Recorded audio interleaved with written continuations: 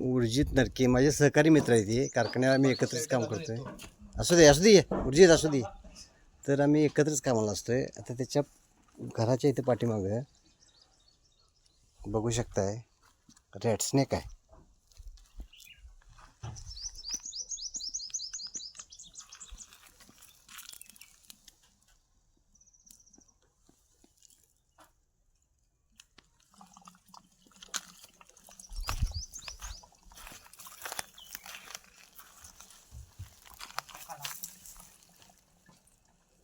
बघू शकता तुम्ही रॅट स्नेक आहे. त्यानं बेडूक किंवा उंदीर पकडलेला आहे. त्याला भूक लागली आहे, त्याला खायची गडबड आहे. पण पाठीमागं जग बघतं हे त्याला कळत नाही. पाठीमागं त्यांना आपण बघायला लागलो आहे, पण त्याला लक्षात येत नाही की आता पाठीमागं माझ्या कोणतरी आहे. एवढं त्याला देवानं बुद्धी दिलेली नाही. तर जे चिऱ्याचं आहे बघा, हे बांधकामासाठी ठेवलेलं असते.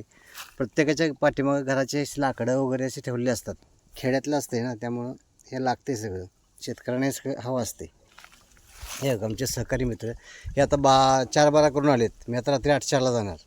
त्यांनी मला फोन केला, ते आता 1 वाजता घरी आलेत. बघू शकता त्याच्या किती जवळ आहे मी. त्याच्यावरती डिझाईन बघू शकताय.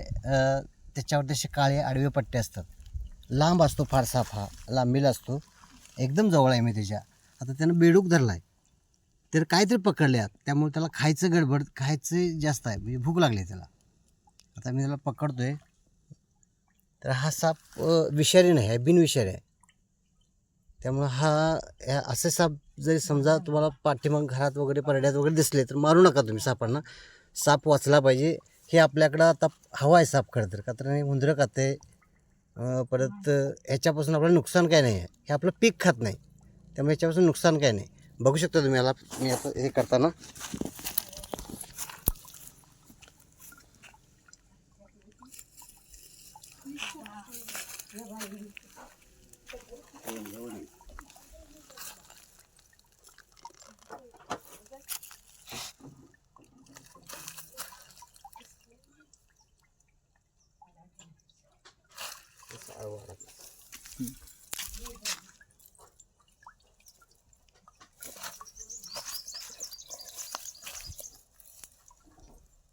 त्याला काय ते खाल्लं चल पकडली. बघू शकता लांबीला आहे. त्याची आता तिथे तिळा घालण्याची पद्धत बघताय. मला तर त्यानं आता हे केलं म्हणजे तेच त्याचा हात म्हणजे हा सपोर्ट आहे. लक्षात याची सेफ्टी म्हणजे त्याचा हातच म्हणायचा. हे बघा तिने आता हे घातलंय, असं घेतलंय. हा चावू शकत नाही साप. जरी चावला तरी हा विष नाही, बिनविषारी साप. चला पाठीमागे तिकडे चला.